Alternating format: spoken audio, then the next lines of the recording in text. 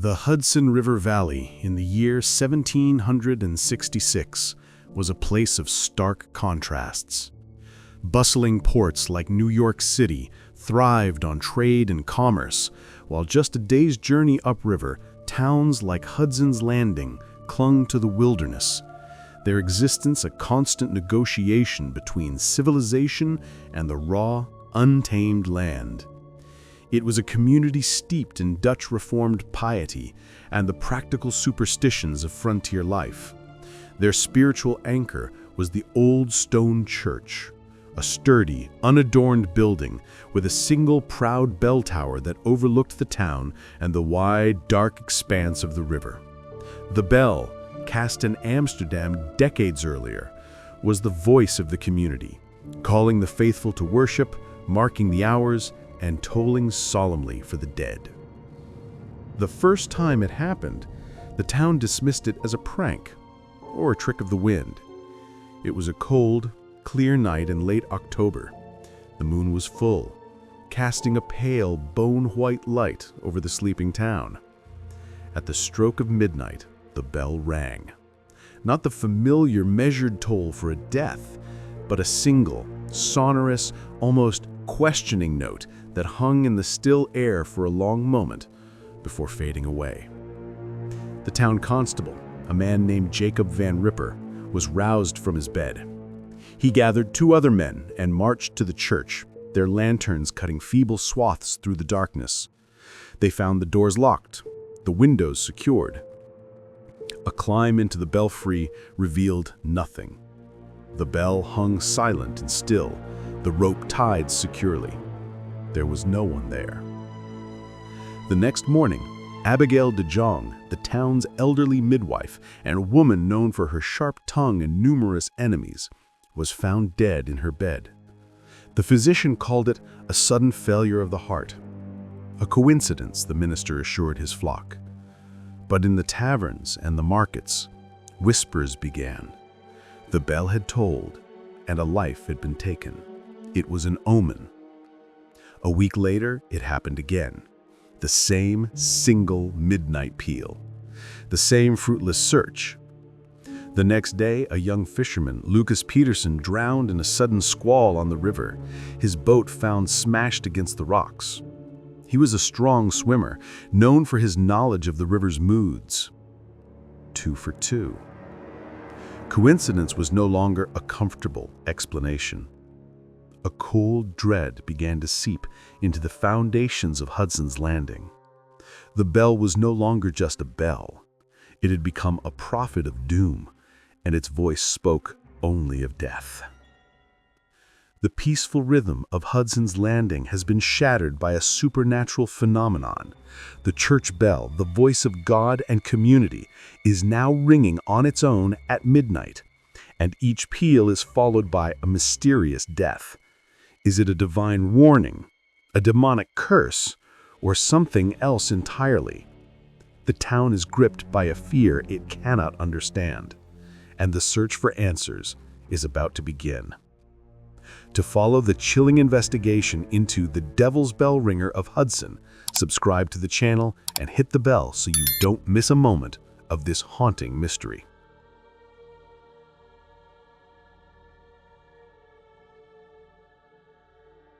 The third toll cemented the pattern into the town's psyche, transforming dread into outright terror. This time, the single ominous note was heard by the entire wakeful population. No one slept on the nights following a death, every ear straining for the sound. When it came, a collective shiver passed through the village. The next victim was Mistress Hawthorne, the minister's own wife, a kindly woman who succumbed to a swift and violent fever that the doctor could neither explain nor treat. The bell had not just predicted a death, it had seemingly entered the sanctity of the parsonage itself. The town fractured along the lines of faith and fear. The Reverend Jonas Hawthorne, a man of deep learning and deeper faith, preached desperately from his pulpit. "It is a trial from God," he thundered, his face pale with grief and strain. "A test of our faith, We must not succumb to superstition. We must pray for deliverance." He saw the bell as an instrument of divine providence, a harsh but purposeful warning to a congregation he feared was growing complacent. But a larger faction, led by Gerrit Van Tassel, a wealthy and superstitious landowner, saw a more malevolent force at work. "This is no act of God," Van Tassel declared at a tense town meeting. "This is witchcraft. A demon has taken residence in our belfry. We must exorcise it, or better yet, silence it forever. Remove the bell." This sparked an uproar. To remove the bell was to strip the community of its identity, to admit that the forces of darkness had conquered their house of worship. Constable Van Ripper, a pragmatic man, caught between the minister's faith and the landowner's fear, proposed a third path, a watch. He would post men in the belfry every night, armed with muskets and Bibles, to physically prevent the bell from ringing. It was a solution that appealed to the town's desire for action. For 5 nights, teams of 2 men stood watch in the cold, drafty tower. Nothing happened. On the 6th night, the 2 watchmen, a blacksmith, Hendrik and his apprentice, were found at dawn, huddled together in a corner of the belfry, their minds shattered. They babbled of a shadow that moved against the moon and a cold that burned. The bell, of course, had not rung, but the message was clear. The entity, whatever it was, would not be thwarted by mortal guards. It was playing with them. The siege was not just on their lives, but on their sanity. The watch has failed spectacularly, leaving 2 men broken and the town more terrified than ever. The bell-ringing entity has demonstrated its power to harm without even sounding a note. The community is paralyzed, trapped between a minister's call for prayer and a landowner's demand for drastic action. With the constable's practical solutions exhausted, who can possibly solve this mystery? The answer may lie with an outsider, a man with a unique and troubled past. To discover who arrives in Hudson's Landing and how he plans to confront the devil's bell ringer, subscribe to the channel and hit the bell for the next chapter.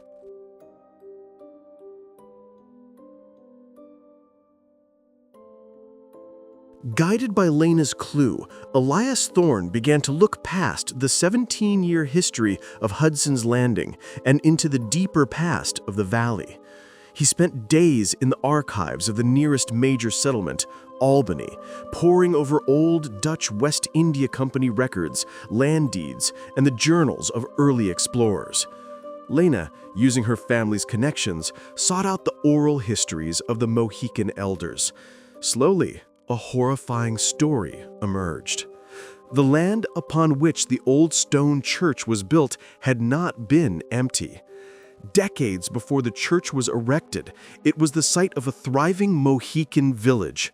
The leader of this village was a sachem named Tennekunk, known to be a man of peace and wisdom, who initially welcomed the Dutch traders.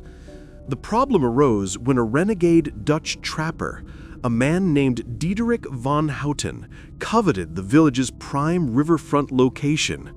Using lies and traded alcohol, he sowed discord between Tennekunk and a rival sachem. The conflict escalated into a skirmish, during which Van Houten and his men massacred Tennekunk and his entire family in their longhouse, which stood on the exact spot where the church's altar now stood. The church, built years later by Van Houten's son as an act of penance, or, Thorne suspected, to quiet a guilty conscience, was intended to sanctify the ground. But according to the Mohican stories, the land was not sanctified, it was wounded.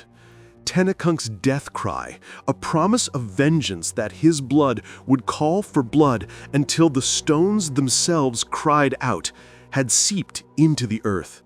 The bell, made of metal mined from the earth and hung directly over the site of betrayal, had somehow become the mechanism for that vengeance. It wasn't calling random deaths, it was collecting a debt, the blood of the innocent for the blood of the innocent. Thorne realized with a chilling clarity that the deaths in Hudson's Landing were not random. Abigail de Jong was a gossip who destroyed reputations. Lucas Peterson was known to have cheated his business partners. Mistress Hawthorne, though kind, was the wife of the man who represented the faith built on the massacre. The bell was not killing arbitrarily. It was targeting individuals connected, however tangentially, to the themes of the original sin, betrayal, greed, and the hypocrisy of faith. It was a supernatural moral arbiter, an engine of karmic justice gone horribly awry. Elias Thorne has uncovered the terrifying truth. The bell is not the source of the curse, but the amplifier for a centuries-old wound in the land, a cry for vengeance from a murdered Mohican sachem. The deaths are not random acts of evil, but a brutal supernatural form of retribution for the town's sins, both past and present. But how can this knowledge stop the killings? Can a debt of blood ever be fully paid? And with the pattern revealed, who in the town is safe? The next toll of the bell will prove Thorne's theory in the most horrifying way possible. To witness the next death and the town's violent reaction, subscribe to the channel and hit the bell for the next chapter.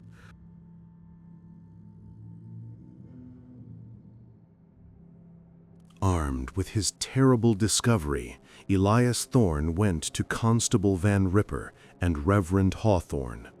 He laid out the history of Teckenunk and Diederik van Houten, explaining the bell's role as an instrument of vengeance. The Reverend was horrified, refusing to believe his church was built on a foundation of murder.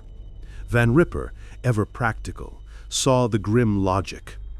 "So what do we do?" he asked, his face ashen. "Dig up the bones and give them a Christian burial." "I don't think it's that simple," Thorne replied. "The curse isn't in the bones, it's in the memory of the land itself. The bell is its voice. We need to silence the voice or satisfy the debt." Before they could formulate a plan, the bell tolled again. The entire town heard it, a sound that now carried the weight of historical understanding. It was a death sentence. The next day, the victim was revealed, Gerrit van Tassel. He was found in his counting house, his ledgers open before him. He had not been murdered. He had simply died. His heart stopped. The town knew of his ruthless business practices, his foreclosures on struggling farmers, his greed that mirrored that of the long-dead Van Houten. Thorne's theory was proven correct in the most public and devastating way possible. The revelation, however, did not bring clarity. It brought panic. If the bell was punishing sin, then no one was safe. Who among them was without sin? The community turned on itself, neighbors eyeing each other with suspicion, old grudges resurfacing with lethal potential. A mob, fueled by fear and led by a fanatical lay preacher, gathered outside the church, demanding the bell be torn down immediately. Reverend Hawthorne, trying to calm them, was shouted down. Constable Van Ripper and his deputies stood at the church doors, facing the angry crowd. The situation was on the verge of exploding. It was then that Lena Van Tassel, grieving her father but clear-eyed, stepped forward. She stood between the mob and the constable. "Tearing the bell won't work," she cried. "The watchman proved that. You'll just be destroying the symptom. The disease is in the ground. We need to atone, not destroy." Her words, fueled by her fresh loss, momentarily stunned the crowd. But the fury was too great. The mob surged forward, and as they did, the church bell, for the first time in the same week, rang a second time. But it was not midnight.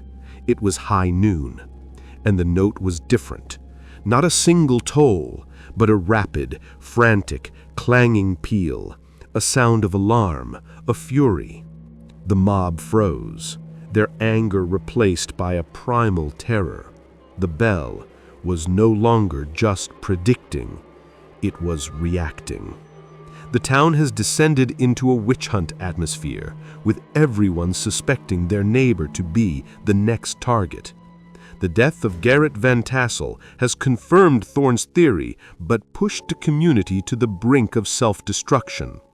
The bell itself has now broken its own pattern, ringing in the daytime as a warning against the mob's violence. The entity is no longer a passive predictor, but an active participant.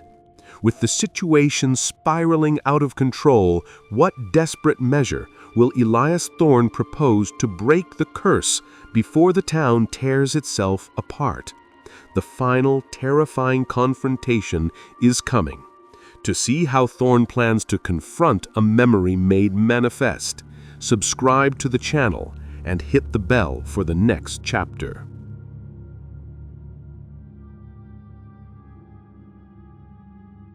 The noontime peal of the bell shattered the mob's resolve as effectively as a volley of musket fire. The crowd dispersed, leaving a shaken Constable Van Ripper, a horrified Reverend Hawthorne, and a determined Elias Thorne and Lena Van Tassel standing in the suddenly quiet churchyard. The bell's new behavior changed everything. It was sentient. It was watching, and it was capable of immediate response. "We cannot fight it," Thorne stated, his voice low and urgent as they gathered in the Reverend's study. "The watchmen tried, the mob tried. Force is useless.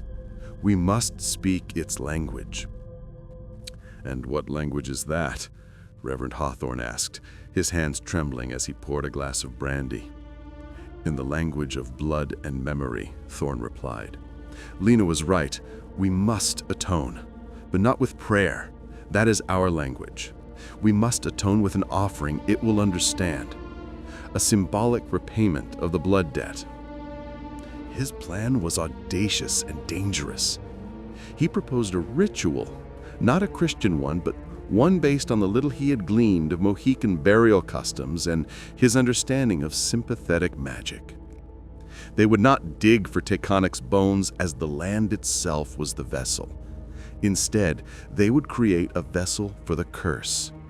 They would recast the bell. "The bell is the voice," Thorne explained. "We will melt it down.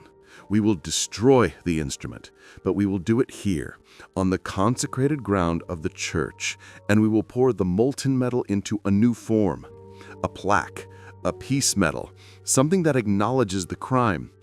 We will give the memory a new, silent shape. We will transform the instrument of vengeance into a monument of remembrance." It was a desperate gamble, blending science, superstition, and sheer hope. Reverend Hawthorne was deeply opposed, seeing it as a pagan desecration. But Constable Van Ripper, out of options, agreed. Lena, connecting with the justice of acknowledging her people's history, pledged her support. They would need a foundry, charcoal, and crucibles. They would need to work quickly before the bell could toll again and claim another life. And most dangerously, they would have to do it at night, in the churchyard, directly under the shadow of the bell itself, inviting the entity's attention. They were going to try to perform surgery on the soul of a place, and the patient was awake, aware, and violently opposed to the procedure. Elias Thorne's plan is a breathtaking risk: to melt down the cursed bell on holy ground and recast it as a monument of atonement.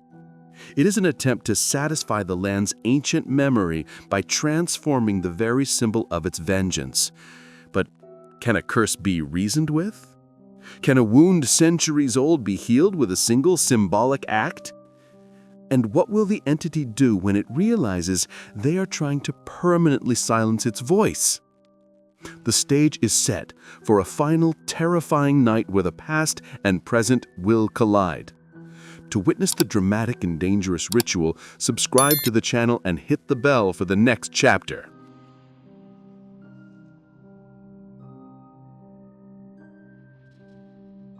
The following night was moonless and cold, the sky a vast black canvas pricked with indifferent stars. The conspirators, Thorn, Van Ripper, Lena, and 2 trusted men who were skilled blacksmiths, gathered in the churchyard. They had moved a small, portable foundry into the sanctified space, its brick furnace and bellows looking like a monstrous, alien artifact against the simple stone of the church. Piles of charcoal stood ready, a heavy clay crucible capable of holding the immense heat needed to melt bell metal, sat near the church door. The plan was to lower the bell, melt it in the churchyard, and pour it into a sand mold Lena had prepared, a simple disc engraved with the words, Tekanunk. His memory is in the land. The atmosphere was thick with tension. Every rustle of leaves, every creak of the church sign sounded like a prelude to the fatal toll. Reverend Hawthorne watched from his study window, praying, his faith warring with his fear.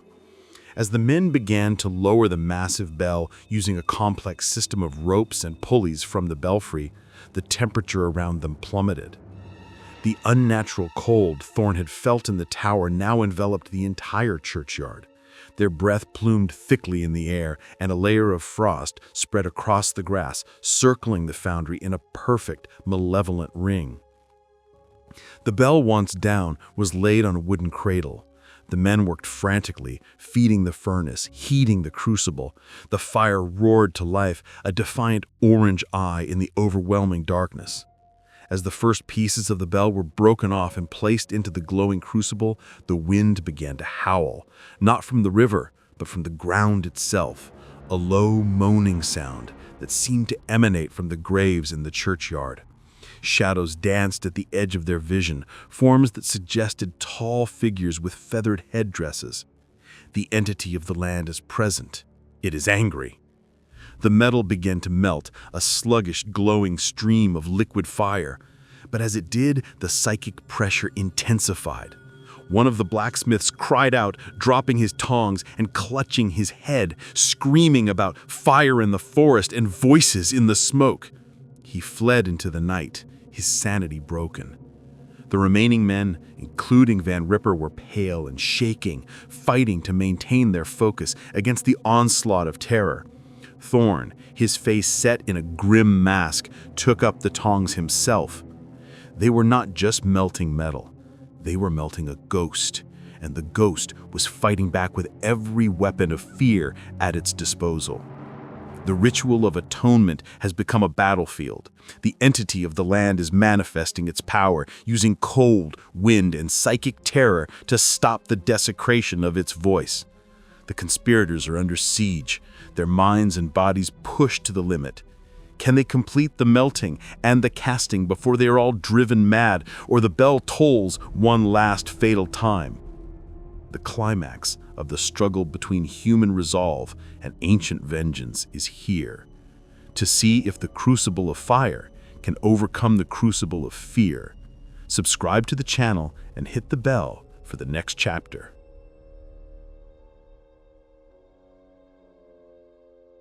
With a superhuman effort of will, Elias Thorne, Constable Van Ripper, and the one remaining blacksmith managed to get the molten bell metal to a full, searing pour. The glowing orange-white liquid streamed from the crucible into the sand mold Lena held steady with hands protected by thick leather gloves. As the metal flowed, the manifestations reached their peak. The shadowy figures surrounding them solidified, becoming a ring of Mohican warriors, their faces contorted in silent screams of rage and betrayal. The moaning from the earth became a deafening roar, like 1,000 trees falling at once. The cold was so intense that the men's hands stuck to their metal tools. But it was the sound that was the worst. As the liquid metal filled the negative space of the mold, it did not simply pour, it screamed. A high, metallic, agonized shriek tore from the crucible, a sound of primal pain and fury that was the spiritual opposite of the bell's clean, ominous toll. It was the sound of the curse itself being unmade, the voice of Tekanunk's vengeance being torn from his instrument and forced into a new, silent form. Thorne felt the sound in his teeth, in his bones, a vibration that threatened to shake him apart. Lena, her face illuminated by the hellish glow of the pouring metal, did not flinch. She stared into the faces of the spectral warriors, and instead of fear, her expression was one of profound sorrow and acknowledgement. "It is done," she whispered, though no one could hear her over the scream. "Your story is remembered. The debt is paid." As the last of the metal filled the mold, the scream cut off abruptly. The silence that followed was absolute and shocking. The shadowy warriors flickered and dissolved like smoke. The unnatural cold vanished, replaced by the normal chill of a late autumn night.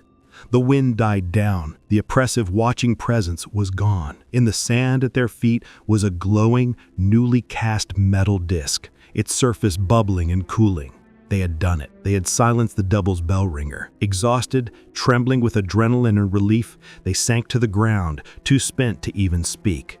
The churchyard was just a churchyard again. The ritual is complete. Through a combination of courage, sacrifice, and a willingness to confront the past, the conspirators have successfully melted and recast the cursed bell. The terrifying manifestations have ceased, and the oppressive silence feels like a blessing. The voice of vengeance has been stilled. But is the curse truly broken? Has the debt been paid or merely transferred? And what is the nature of the new object they have created? The immediate horror is over, but the aftermath holds its own mysteries and consequences. To discover the legacy of the Devil's bell ringer and the fate of those who silenced it, subscribe to the channel and hit the bell for the next chapter.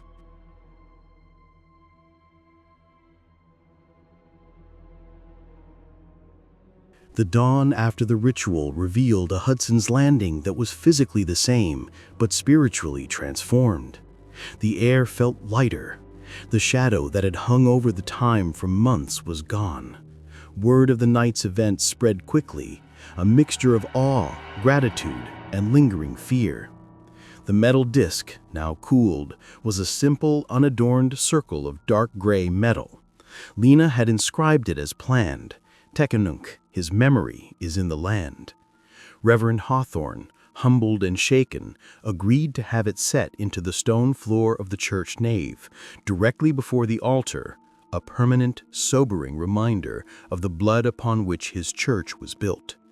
For a week, life began to return to a semblance of normalcy.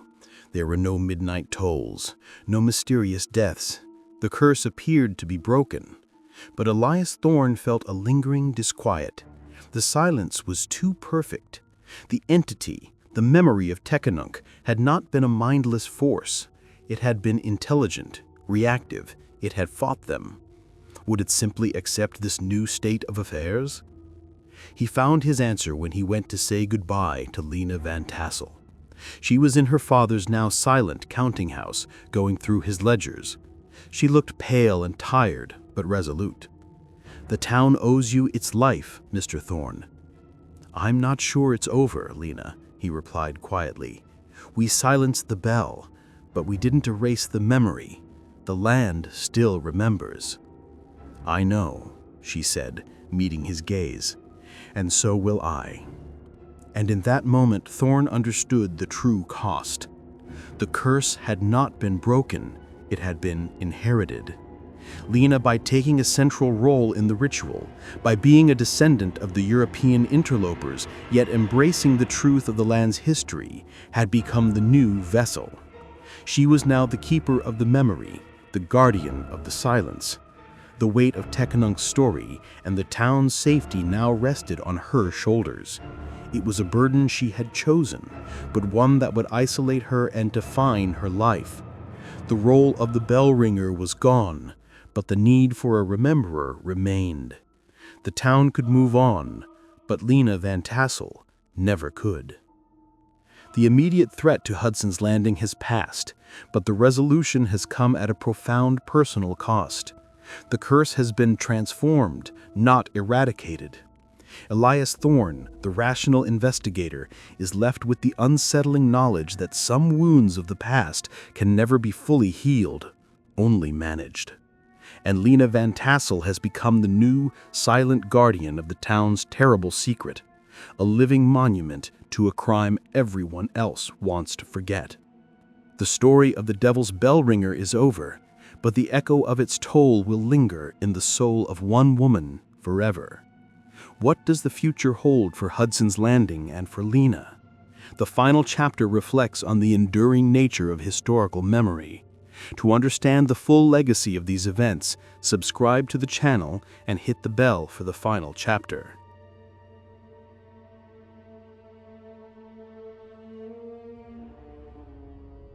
Elias Thorne left Hudson's Landing as quietly as he had arrived, carrying with him not a victory, but a complex and sobering lesson.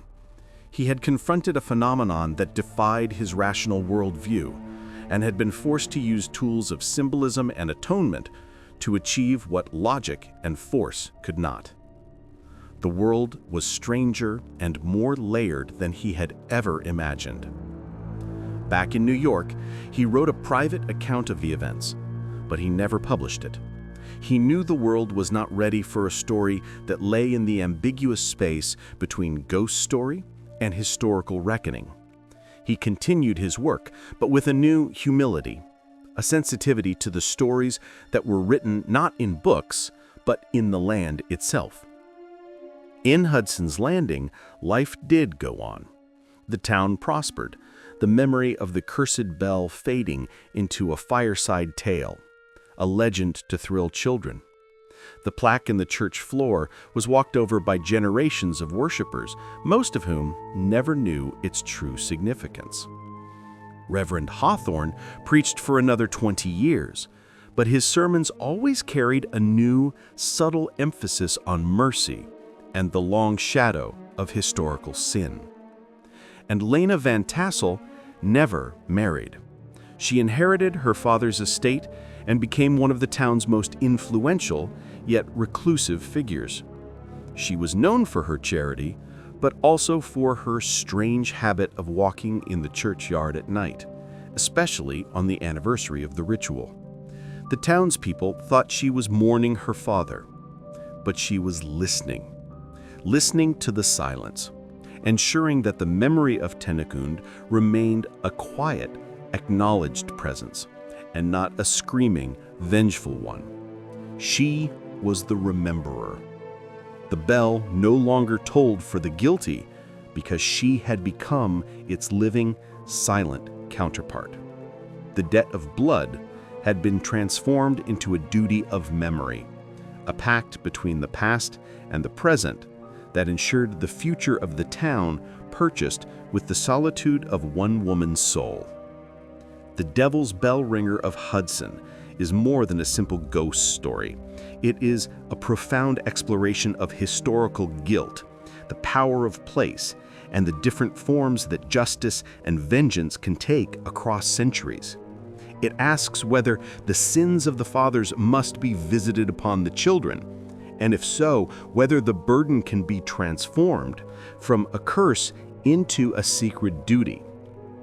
The true horror was not the supernatural phenomenon, but the human capacity for betrayal that created it. The true resolution was not its destruction, but its transformation through courage and acknowledgement. If you are drawn to the deepest and most dramatic stories of history, to the moments where the past refuses to stay buried, then your search for understanding continues with us. Subscribe to the channel and hit the notification bell. We are always exploring the darkest corners of history and the human experience.